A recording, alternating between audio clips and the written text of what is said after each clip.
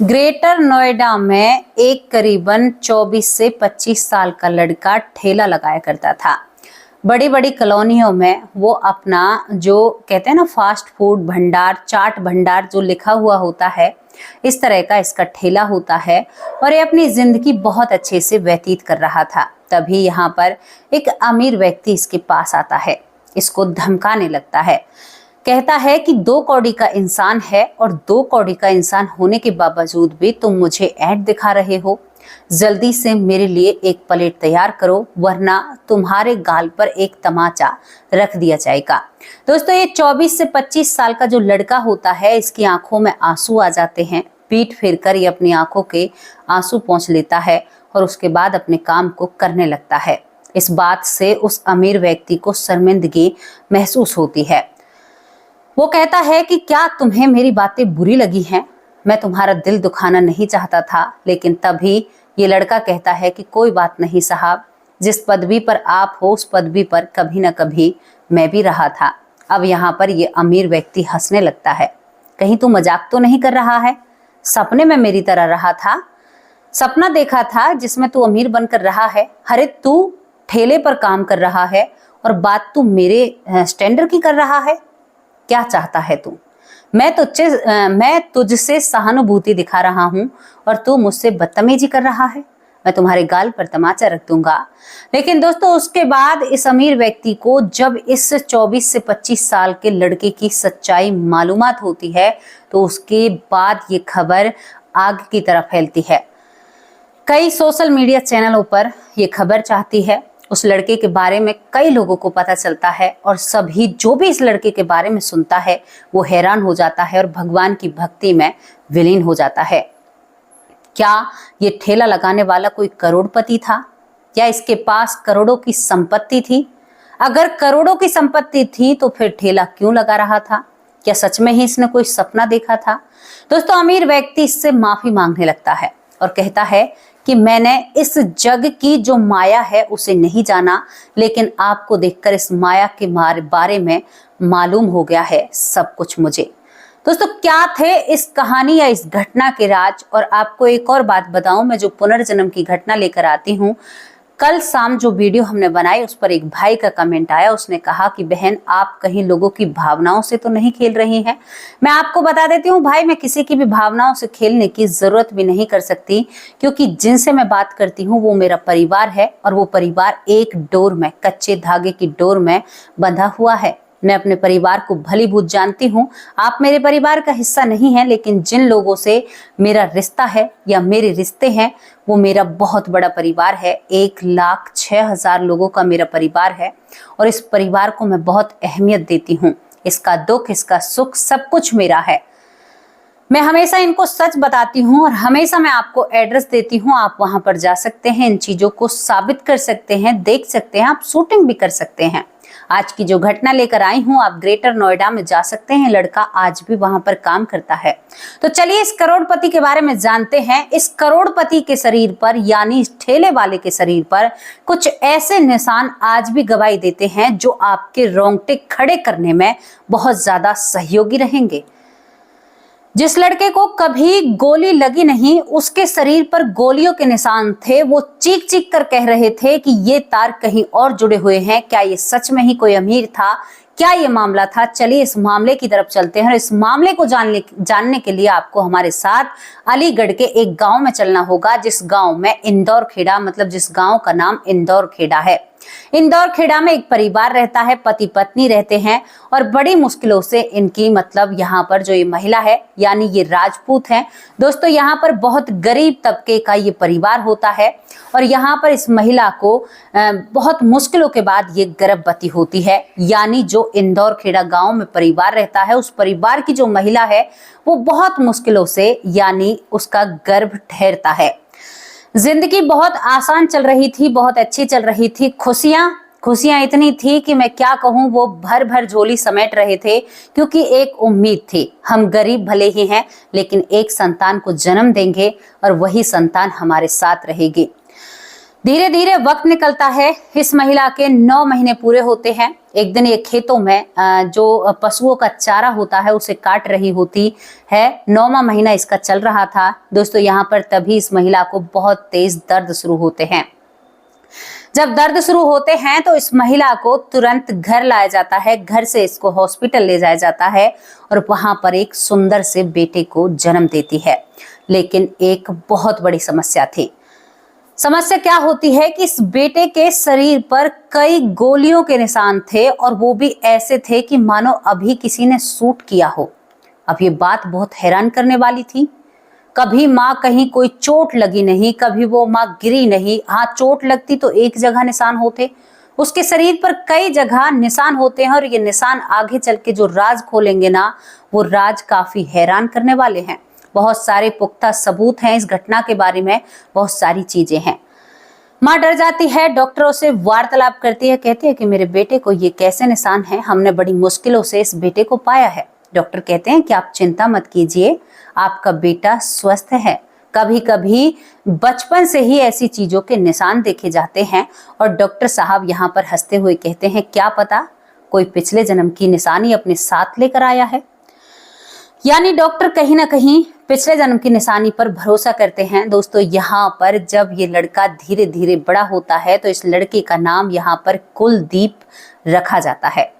कुलदीप इस लड़के का नाम रखा जाता है और ये लड़का धीरे धीरे जब बड़ा होता है और ये जब बोलने लगता है तो ये तोतला कर बोलता है। यानी इसकी जुबान तोतली होती है, मतलब थोड़ा सा अटकता है बोलने में। घर वाले सोचते हैं कि धीरे धीरे ठीक हो जाएगा, कोई बड़ी बात नहीं है। लेकिन जैसे ही ये 4-5 साल का होता है तो इससे मतलब बचपन से ही ये पटाखों से बहुत डरा करता था। कभी भी पटाखों को नहीं चलाया करता था। होली यानी जो दिवाली होती है, दिवाली के त्योहार पर जो धूम धड़ाक पटाखे चलते हैं, ये बिल्कुल घर के कोने में छुप कर रहता है। दोस्तों, धीरे धीरे जब ये 4-5 साल का हो जाता है उसके बाद ये अपने घर वालों से कहता है कि मैं तो चमावली गांव का रहने वाला हूँ, मैं यहाँ का हूँ ही नहीं। बहुत मुश्किल से इस शब्दों को बोलता है। ये कहता है कि मैं चमावली गांव का रहने वाला हूं, जो इनके ही गांव से थोड़ी दूर होता है। और यहाँ पर तभी अपनी शर्ट ऊपर कर कर कहता है कि ये जो निशान हैं ये उसी गांव में मुझे मिले हैं। यानी ये गांव आसपास होते हैं, इनके सीमाने एक दूसरे से छिपे हुए थे। यानी इनकी सीमाएं एक तरीके से आपको बताऊं, ये कहता है कि मेरे साथ तो बहुत अन्याय हुआ है, मुझे तो कुछ लोगों ने मारा है, गोलियों से मारा है और मुझे प्रधानी के ऊपर मारा गया है। आप लोग तो बहुत गरीब हो। हकलाते हुए तुतलाते हुए ये इन शब्दों को बोलता है और कहता है, मेरी जीभ को क्या हुआ है। मैं जब प्रधान था तो बहुत सारे फैसले किया करता था। मेरी जुबान को क्या हुआ है, मुझे वापस से वही जुबान चाहिए। अब मैं तो तुतलाकर बात नहीं कर सकती, लेकिन ये इसी तरह से बात करता है। बहुत रोता है, बहुत उन चीजों को याद करता है। कहता है, मुझे चमावली गांव जाना है, चमावली गांव में मैं प्रधान रह चुका हूं, मेरा नाम राम भूल सिंह है। आप कहीं पर भी पता कर लीजिए राम भूल सिंह को कैसे मारा गया है। दोस्तों, 5 साल की उम्र में इसने अपने यहाँ पर बैठे हुए इस घर में, जबकि इसके सामने उसकी मृत्यु नहीं हुई थी, इसने तारीख और तिथि सब कुछ बता दिया था जो यहाँ पर कुलदीप होता है। कुलदीप कहता है कि कई लोगों ने मुझे घेर कर मारा था और मेरे ऊपर गोलियों से वार किया था। यहाँ पर इस तरह की बात बताता है। घर वाले महसूस करते हैं, क्योंकि जब 2 गांव एक दूसरे से भिड़े हुए होते हैं तो एक गांव की खबर दूसरे गांव में अपने आप ही पहुंच जाती है, क्योंकि दोनों गांव का आना जाना बना रहता है।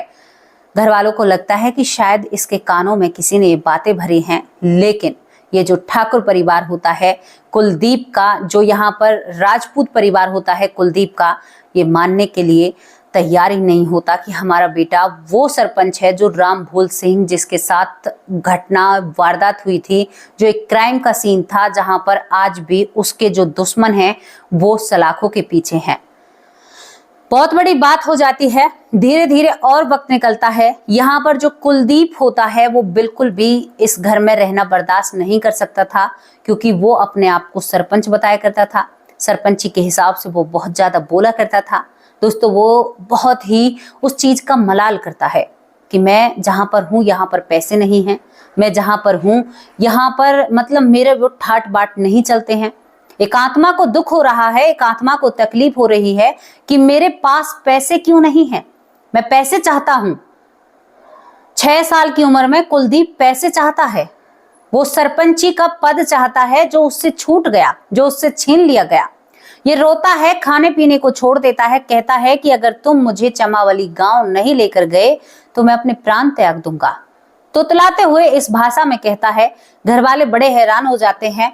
पिता अपने बेटे से पूछता है, पूरी कहानी सुनना चाहता है कि ये सच बोल रहा है या झूठ बोल रहा है। यहाँ पर जब कुलदीप से पूछा जाता है तो कुलदीप बताता है कि मैं जो गांव चमावली गांव है वहां का मैं प्रधान था, मैं बहुत बड़ा जिम्मेदार था, मेरा नाम रामफूल सिंह है, मेरे 3 भाई थे। लेकिन ये सरपंची मुझे लेकर डूब जाती है, यानी प्रधानी जो होती है, जब मैं गांव का प्रधान बनता हूं तो कुछ लोगों से मेरी लड़ाई या ऐसी लड़ाई होती है कि वो लोग मेरे ऊपर वार करते हैं। यहाँ पर कुलदीप जो होता है ये भी बताता है कि उस दिन मैं अपने घर से निकलता हूँ, हम बहुत अच्छे से रहते थे, 3 भाई थे, हमारी पूरे गांव में चलती थी, सभी को पता था जो प्रधान होता है रामफूल वो बहुत एक हष्ट पुष्ट और कहते हैं ताकतवर इंसान था। यहाँ पर ये बताता है कि उसकी मृत्यु कैसे हुई थी, उसको कैसे मारा गया था, कैसे उसके साथ गलत किया गया था, वो सारी चीजें अपने पिता के सामने रखता है। कुलदीप सिंह कहता है कि पिताजी उस दिन मैं प्रधान की पदवी पर था, तब भी मैं घर से निकलता हूँ, बड़ा भाई कहता है कि मैं तुम्हारे साथ चलता हूँ, लेकिन उस दिन मैं जानबूझकर अपने भाई को अपने साथ नहीं लाया, शायद मेरे लिए ये बहुत बड़ा नुकसान था। वो लोग मेरा पीछा करते हैं, मैं उनसे भागता रहता हूँ, फिर भी वो लोग मेरा पीछा नहीं छोड़ते हैं। मैं अपने आप को सुरक्षित करने की बहुत कोशिश करता हूँ, इधर उधर भागता हूँ, कई कोशिशें मेरी ऐसी रहती हैं कि किसी तरह से ये मुझसे दूर चले जाएं, लेकिन वो मेरा पीछा नहीं छोड़ते हैं। मेरे ऊपर वो गोलियों से वार करते हैं, जब मेरे ऊपर वो गोलियों से वार करते हैं तो मैं वहीं पर ढेर हो जाता हूँ। लेकिन उसके बाद मैं बाबा क्या देखता हूँ, उसके बाद मैं देखता हूँ कि मैं जमीन पर पड़ा हुआ हूँ और एक रूप मेरा खड़ा हुआ है, यानी पिताजी मेरी आत्मा शरीर से निकल चुकी थी। यहाँ पर कुलदीप तुतलाते हुए कहता है कि पिताजी जब मैं खड़ा हुआ होता हूँ तो मेरा शरीर लहूलुहान हुआ पड़ा था और उसके अंदर जान नहीं होती है, लेकिन उसके तीसरे क्षण मेरे साथ क्या होता है, ये लड़का सब कुछ अपने पिता को बताता है कि जो इस जन्म की मेरी माँ है ना, राजपूत परिवार जो है, इस जन्म की मेरी माँ करीबन 4 या 5 किले दूर वहां पर खेतों में पशुओं के लिए चारा काट रही थी। तभी एक हवा आती है और हवा मुझे उस माँ के, यानी जो ये मेरी माँ है, इसके गर्भ में प्रवेश करा देती है। जब मैं इस माँ के गर्भ में प्रवेश करता हूँ तो पिताजी उसके 8 घंटे बाद मेरा जन्म होता है। यानी ये लड़का जो पेट में बैठा हुआ था या थोड़ी देर पहले गर्भ में प्रवेश किया था, इसको कैसे पता 8 घंटे बाद ही इसका जन्म होता है। उस महिला को खेतों में ही दर्द शुरू होते हैं, उसको घर लाया जाता है, फिर उसे हॉस्पिटल ले जाया जाता है। इन पूरे समय में करीबन 8 घंटे ही हुए थे। यहाँ पर ये लड़का जब इन सारी चीजों को बताता है तो ये रोता है, कहता है कि आपके घर की ये गरीबी मुझसे बर्दाश्त नहीं होती, मुझे प्रधान बनना है, मुझे वो गांव की रौनक चाहिए, मुझे वो गांव का ठाडापन चाहिए, मुझे वो गांव की हर चीज चाहिए जो मेरे हाथ में थी या मेरे वश में थी। कहते ना कि एक आत्मा 2 जन्मों में फंसकर रह जाती है। बड़ा मलाल उससे बनता है, ये कहता है कि मैं उन लोगों को देखना चाहता हूँ जिन लोगों ने मेरे साथ गलत किया, और पिताजी मुझे इतना एहसास है कि मेरे भाइयों ने मेरा बदला जरूर लिया होगा। मैं इस गांव से भागने की कोशिश करता हूं जो इंदौर खेड़ा गांव है। मैं चमावली गांव जाना चाहता हूं। अगर आप लोग मेरा साथ नहीं दोगे तो मैं किसी दिन इस घर से भाग जाऊंगा। और ये लड़का रोने लगता है, कहता है कि कैसा लगता है, मेरे पास इतनी जमीन जायदाद थी, मेरे पास मेरे भाइयों का बल था, पूरे गांव का मेरे साथ होता है, मैं पंचों में बोला करता था, और आज ये जुबान भी नहीं चलती है। इस जुबान को सही चलाने की कोशिश करता हूं, लेकिन ये जुबान सही नहीं चलती, टेढ़ी चलती है। बहुत कोशिश करता हूं, शायद मुझसे कोई ऐसा कर्म बिगड़ा है जो मेरी जुबान इस तरह से चलती है। पिताजी मैं सब कुछ देखना चाहता हूं, मैं इस गांव में जरूर जाकर रहूंगा, आप मुझे ले जाओ या नहीं ले जाओ। दोस्तों एक पिता बहुत सारी चिंताओं में घिर जाता है। एक पिता फैसला करता है, क्योंकि उस पिता को पता था कि रामफूल सिंह जो हो प्रधान थे, उसकी मृत्यु इसी तरह से हुई थी। लेकिन इस बेटे को, जिसका जन्म भी नहीं हुआ था, इसे क्या पता कि 8 घंटे में पैदा हुआ था। ये बातें एक पिता को संशय में डाल देती हैं। ये पिता पूरी तहकीकात करता है और उसके बाद यहाँ पर रामफूल सिंह के घर जाता है, यानी इनका गांव चमावली गांव थोड़ी दूर होता है। यहाँ पर जाकर कुलदीप का पिता सारी बातें बताता है। वो घर वाले हैरान और अचंभित रह जाते हैं। दोस्तों, पूरा परिवार वहां से इस गांव में आता है। जैसे ही ये परिवार इस गांव में प्रवेश करता है, ये लड़का बड़ा खुश हो जाता है। इस लड़के की दोनों भाइयों की पत्नियां आई थी, इसकी खुद की पत्नी आई थी, इसके बच्चे आए थे, दोनों भाई आए थे। अब सभी एक साथ खड़े हो जाते हैं और यहाँ पर अब इस लड़के का एक टेस्ट होना बाकी था। यानी इससे पूछा जाता है कि भाई, इन तीनों महिलाओं में तुम्हारी पत्नी कौन सी है? अगर तुम रामफूल सिंह हो, ये लड़का 5 साल का होता है। भागकर जाकर अपनी पत्नी का हाथ पकड़ लेता है, कहता है कि भाग्यवान कैसी हो, उस दिन मैंने तुम्हें जो तोहफा दिया था, क्या तुम्हें मालूम है? वो महिला अपना हाथ छुटाकर 2 कदम पीछे हटती है, कहती है कि क्या ऐसा हो सकता है? आप कभी अपने बेटे को हमारे घर लेकर आए हो? यहाँ पर कुलदीप का पिता कहता है कि नहीं, कभी भी मैं अपने बेटे को आपके घर लेकर नहीं आया हूं, पहली बार मैं आपके घर गया था। इसके बाद ये अपने दोनों भाइयों को पहचान लेता है और भाइयों से कहता है, क्या तुम्हारी पत्नी उस मान मर्यादा को भूल चुकी है? मैं इन सब का जेठ लगता हूं। जेठ की मान मर्यादा क्या ये भूल चुकी है? तो वो महिला शर्माते हुए इससे पीठ फेर लेती है। यानी इसने सभी को पहचान लिया था, बच्चों को गोद में भर लिया था और अपनी पत्नी की तरफ टेढ़ी नजरों से देखता है। कहता है अपनी पत्नी से कि मुझे आपसे बहुत सारी बातें करनी है, आप ठीक तो हो ना? क्योंकि यहाँ पर जो रामफूल सिंह था, वो अपनी पत्नी से बहुत प्रेम किया करता था, अपने भाइयों से, अपने परिवार से। अब ये लड़का भावुक हो जाता है। दोस्तों, एक परिवार इस लड़के को अपने घर ले जाता है। घर जब ले जाता है तो ये पूरी जगह को पहचान लेता है, हर उस चीज को पहचान लेता है कि यहाँ पर मैं ये किया करता था।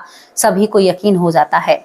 आखिरी जो काम था, यहाँ पर रामफूल सिंह उर्फ यहाँ पर कुलदीप जो होता है, जो तुतलाता है, हकलाता है, वो अपनी कमीज को उतार कर कहता है दोनों भाइयों से कि देखो मेरे भाई, जहां जहां मेरे उस शरीर को गोलियां लगी थी, वहां वहां मुझे इस शरीर में आज भी निशान हैं।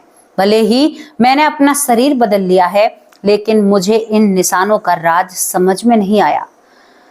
दोस्तों, यहाँ पर गरुड़ पुराण के हिसाब से ये जन्म सही था। कुछ लोग कहेंगे कि भाई बच्चे तो 9 महीने पहले गर्भ में आ जाते हैं, वो उसका निर्माण होता है। इमारत को हम बनाते हैं, ईंटों को लगाते हैं, जब उसकी लिसाई करते हैं, जब ही तो उसमें जान सी डलेगी। एक पेड़ को लगाकर जब हम बड़ा करेंगे, तभी तो वो बड़ा होगा। यहाँ पर दोस्तों, इमारत को जब लीपा पोता जाता है, तभी उसमें जान नजर आती है। उसी तरह से पहले अब हम कोई मशीन बना रहे हैं, मानो हम एक ऑटो बना रहे हैं या कोई ट्रैक्टर बना रहे हैं, तो उसके ऊर्जे पुर्जे हम जब जोड़ेंगे, उसके बाद उसमें तेल डालेंगे, तभी तो वो चालू होगा। उसी तरह से एक शरीर का निर्माण होता है, और जब वो बाहर इस पृथ्वी पर आता है, तब वो इस ऑक्सीजन या इस हवा में सांस लेता है, तो उसका जन्म तभी होता है। गरुड़ पुराण के हिसाब से भी आप पढ़ सकते हैं। तो इन बातों के बारे में आप क्या कहोगे? दोस्तों, यहाँ पर कुलदीप की बातों पर सभी को यकीन हो जाता है, लेकिन कुलदीप मायूस एक कोने में खड़ा हो जाता है। भाई कहते हैं कि तुम्हें क्या हुआ है? तो ये रोकर इनके गले लग जाता है। कहता है कि भाई, ये सब कुछ छोड़ा नहीं जा रहा है, ये दौलत, ये शोहरत, ये नाम, ये रुतबा मुझसे छोड़ा नहीं जा रहा है। तुतलाते हुए, मैं नहीं रह सकता, सब कुछ छूट गया मेरा, सब कुछ बिगड़ गया, मेरे बच्चे छूट गए, मैं कैसे रहूंगा इनके बिना। दोस्तों, कहते हैं कि आत्मा इन चीजों में उलझ कर रह जाती है। अच्छा, इसके बाद यहाँ पर कुलदीप कहता है, क्या मेरा बदला लिया उन लोगों से? भाई कहते हैं कि क्यों नहीं। यहाँ पर यह भी पूछा जाता है कि कौन थे वो लोग? विपक्ष पार्टी के। सारी बातें बताई जाती हैं। 5 साल का लड़का सभी के नाम बताता है। अब यहाँ पर ये उन लोगों से मिलना चाहता है। अब ये जब 5-6 साल की उम्र में सलाखों के पीछे उन लोगों से मिलने के लिए जाता है, तो कहता है कि तुम क्या बिगाड़ सकते हो अपने बाप का? तुम्हारा बाप दोबारा जन्म लेकर आ गया है। मतलब इसने ये तरह की बातें तुतलाते हुए, आप सोच कर देखिए, इमेजिन कीजिए अपने दिमाग में कैसा फील होगा। यानी उनसे कहता है कि तुम लोगों ने मेरे साथ सही नहीं किया, मेरी जिंदगी जिस तरह से तुमने बर्बाद की है ना, मुझे पता है मैंने अपना क्या कुछ खोया है और उसे मैं पा नहीं सकता, चाहकर भी पा नहीं सकता। कभी कभी तो ये कहा करता था अपनी पत्नी से कि मुझे यहीं पर रख लो, मैं नहीं जाना चाहता उस घर में, वो लोग तो बहुत गरीब हैं, उनके पास कुछ भी नहीं है। लेकिन दोस्तों कहते हैं कि समय के साथ हमें वक्त हर चीज सिखा जाता है। धीरे धीरे कुलदीप को पता चल जाता है कि मेरी जिंदगी क्या है, क्या एक मृत्यु है, क्या जन्म है। वो सब कुछ समझते हुए अब अपने आप को उन्हीं चीजों में ढाल लेता है। आज यहाँ पर आपको मैं कुलदीप के जीवन के बारे में बताऊं। अगर आज आप कुलदीप से मिलना चाहते हो तो यहाँ पर सूरजपुर ग्रेटर नोएडा में ये लड़का ठेला लगाता है, क्योंकि गरीब परिवार के तबके से आता है। कहता है सूरज, जब मैं अमीर लोगों को देखता हूं तो मेरी आंखें भर आती हैं, क्योंकि ये जीवन मैंने भी जिया था और मुझे यह सारी चीजें याद थी। ठेला लगाते वक्त एक व्यक्ति से बहस भी हो जाती है, उस वक्त भी ये सारी बातें होती हैं। तो यहाँ पर कुलदीप कहता है कि भाई हमने भी ये जिंदगी कभी जी है। तो वो व्यक्ति इसका हंसी मजाक उड़ाता है, जो मैंने आपको शुरुआत में बताया था। ये थी उस कुलदीप की कहानी। अच्छा, आपको इस कुलदीप से मिलना है तो आप मिल भी सकते हैं। गरुड़ पुराण के हिसाब से कहा है कि जो आत्मा एक बार जन्म ले लेती है, जिस ऊर्जा का एक बार निर्माण हो जाता है, वो कभी मर नहीं सकती, अजर और अमर है। इसी जन्म में रिश्ते हैं, कर्म अच्छे नहीं करोगे तो अगले जन्म में रिश्ते भी उसी हिसाब से मिलेंगे। एक परिवार हमारे ऊपर इकट्ठा किया जाता है कि हम कितने पानी में हैं, हम कितना मतलब सही कर रहे हैं, कितना गलत कर रहे हैं। कभी कभी आपने देखा है एक पूरा परिवार बिल्कुल बिखरा हुआ लगता है, और कभी कभी हम देखते हैं एक परिवार में जहां पर बहुत सारे पैसे हैं, वहां पर सभी माइंडेड, समृद्ध, सभी के अंदर बहुत ज्यादा दिमाग, सभी एक दूसरे को संभालने वाले, और एक परिवार मतलब खोर जाती है। ये हमारी चुनी हुई जिंदगी है, ये हमने चुनी है, इसे हमने बनाया है कि भाई हम बुरा करेंगे तो हमें उसी परिवार में डाला जाएगा जहां पर सभी बुरी आत्माओं को इकट्ठा किया गया है। हम अच्छा करेंगे तो हम एक अच्छे कुल में पैदा होंगे, अच्छी आत्माओं के साथ हमें भेजा जाएगा ना कि भाई वहां पर उनकी मान प्रतिष्ठा है, आप जाओगे तो आपका भी वहां पर इतना ही मान सम्मान होगा। फर्क क्यों नहीं पड़ता? बहुत पड़ता है। जन्म पर हमारे किए हुए कर्म का सबसे ज्यादा फर्क पड़ता है। मेरे भाई मुझसे कहते हैं कि दीदी आप हमेशा कर्म के ऊपर वीडियो बनाते रहिए, हम आपके साथ में हैं। तो उसी तरह से मैं आपको बताना चाहती हूँ कि कर्म को बनाते रहिए, मैं आपके साथ हूँ। वो श्री हरि आपके साथ हैं। आपका कर्म अच्छा है तो वो आपके साथ हैं, वो आपको संभालेंगे, आपको रास्ता दिखाएंगे, आपको एक नई जिंदगी जीने का एक आपको जरिया बताएंगे और आपको अच्छे लक्ष्य पर भेजने की तैयारी। जिस तरह से एक पिता अपने बेटे को जब कहीं पर भेजता है एक अच्छे लक्ष्य के लिए, तो उसे समझाता है, बेटा देख वहां पर तू ये करना, वहां पर तू वो करना। अगर आप अच्छा करोगे तो क्या आपके पिता आपको समझाएंगे नहीं? क्या वो परम पिता, वो भगवान हमें समझाएंगे नहीं कि ये करो वो करो? तो ये वो कहानी है। आप मिलना चाहते हो तो इंदौर खेड़ा गांव का वो रहने वाला है, अलीगढ़ के का चंबावली गांव का वो सरपंच था। यहाँ पर राम भूल सिंह उनका नाम होता है। 3 भाई होते हैं। सूरजपुर ग्रेटर नोएडा में आज वो ठेला लगाते हैं। कुलदीपक राजपूत यानी उनका ये पीछे जो आता है। तो आपको पूरी जानकारी दे दी है। आप उनसे मिलना चाहते हैं तो मिल भी सकते हैं। और देखिए कर्मों का खेल, एक जन्म में हम अमीर और दूसरे जन्म में हम गरीब। अब हम बदल लें, इसे कैसे बदलेंगे? कोई ना कोई बात तो कहीं ना कहीं हुई है। दोस्तों वो जेल में जाकर उन लोगों को बताता है कि देखो मैंने तो जन्म ले लिया, लेकिन तुम्हारी जिंदगी यहाँ पर बीत रही है और आगे भी जाओगे तो भी ही बुरा ही भोगना पड़ेगा।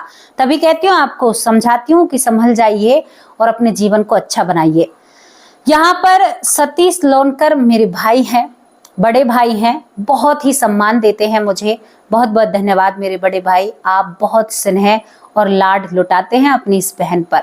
मैं बहुत खुशनसीब हूँ, मुझे इतने भाइयों का प्यार मिला और इतना प्यार मिल रहा है मेरे भाइयों का कि मैं आपको बता नहीं सकती। मेरी माँओं का प्यार मुझे आगे बढ़ने में प्रेरणा और सराहना देता है।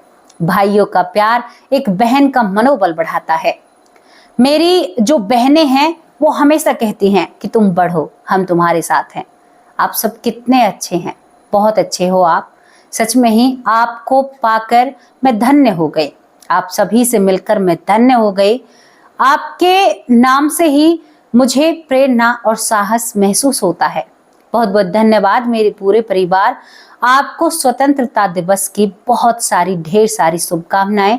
अपने देश को संभालिए, अपने देश के लिए कुछ अच्छा कीजिए, यही आप लोगों से कहूंगी।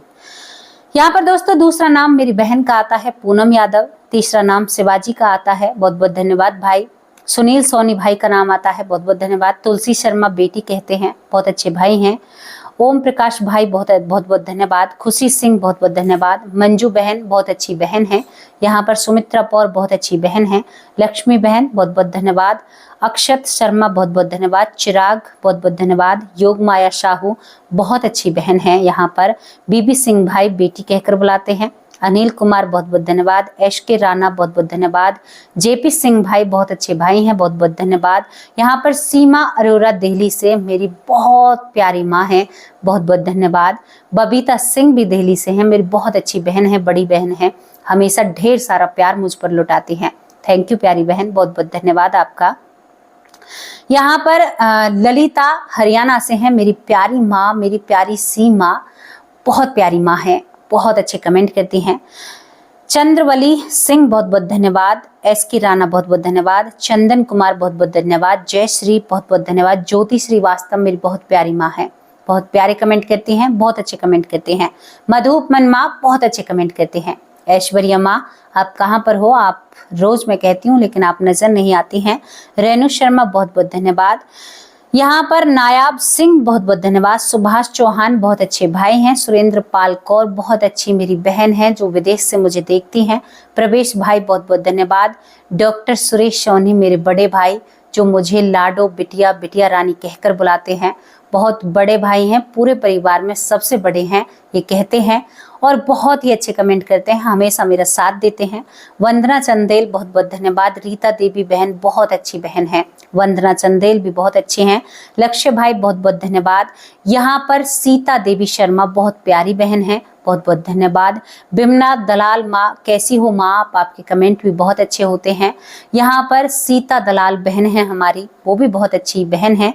यहाँ पर हमारी एक और माँ है जो सीता मौर्य माँ है, कैसी हो माँ आप बहुत अच्छे कमेंट करती हैं। श्रद्धा शर्मा हमारी बहुत प्यारी बहन है, कैसी हो आप बहन, आप हमेशा शिकायत रखती है कि मुझे भूल गई हैं। यहाँ पर बिटी का बॉस बहुत अच्छी बहन है, बहुत अच्छे कमेंट करती हैं। जयश्री भी बहुत अच्छे कमेंट करती हैं, इनके आईडी का नाम है, बहुत बहुत धन्यवाद। अनिल व्यास भाई बहुत बहुत धन्यवाद। गीता उपाध्याय बहुत बहुत धन्यवाद प्यारी बहन, कैसी हो आप, बहुत अच्छे कमेंट करती हैं, ये हमारे परिवार का बहुत अच्छा हिस्सा है, बहुत प्यारी बहन है हमारी। यहाँ पर मदन लाल बहुत बहुत धन्यवाद। मनोज तिवारी बहुत अच्छे भाई हैं। नारायण स्वरूप बहुत बहुत धन्यवाद भाई जी। सुषमा बहन बहुत बहुत धन्यवाद। यहाँ पर आराध्या बहुत अच्छी बहन है। यहाँ पर तुला राम मोदी बहुत बहुत धन्यवाद, अच्छा बहुत अच्छा नाम है आपका। सबरजीत सिंह बहुत बहुत धन्यवाद। यहाँ पर अंजना कुमारी बहुत अच्छी बहन है। शकुंतला बहन कैसी हो आप, आज आपने बहुत अच्छा कमेंट किया था, बहुत बहुत धन्यवाद। लूना राम मोदी बहुत अच्छे भाई हैं। केबी ज्यादा राजकोट बहुत अच्छे भाई हैं, बहुत अच्छे कमेंट करते हैं। महेंद्र दीक्षित भाई भी बहुत अच्छे कमेंट करते हैं। यहाँ पर बहुत सारे हमारे भाई हैं जो ज्ञान तारा सरस्वती सरयू बाला मेरी बहन बहुत प्यारी बहन है, बहुत अच्छे कमेंट करती हैं। मंजू चौधरी बहन कैसी हो आप, आपके कमेंट भी बहुत प्यारे होते हैं, पूरे परिवार के बहुत अच्छे कमेंट होते हैं। आपके लाड़ प्यार से आपकी बहन आज एक कदम आगे बढ़ चुकी है। हमारा YouTube बटन बहुत जल्दी आएगा। बहुत प्यार है आप सभी लोगों का जो आपकी ये बहन यहाँ तक पहुँच पाई, आपकी बेटी, आपकी बहन, मैं क्या क्या कहूँ मेरी कुछ समझ में नहीं आता, क्योंकि मैं हमेशा सच्चे दिल से रहती हूँ और हमेशा मेरी यही इच्छा है कि भगवान चाहे तब भी मेरी मृत्यु आए, कभी भी आए, मेरी जुबान पर हमेशा सत्य ही रहे। आप सभी लोगों के प्यार से और स्नेह से आज आपकी बहन आपके सामने है। बहुत बहुत धन्यवाद मेरे प्यारे परिवार। अब आप लोगों से विदा लेती हूँ, अगर किसी का नाम रह गया है तो उसके लिए मुझे माफ करना। नमस्कार, जय हिंद, जय भारत, राधे राधे, जय श्री कृष्णा। आप सभी के ऊपर भगवान का ढेर सारा प्यार बरसता रहे।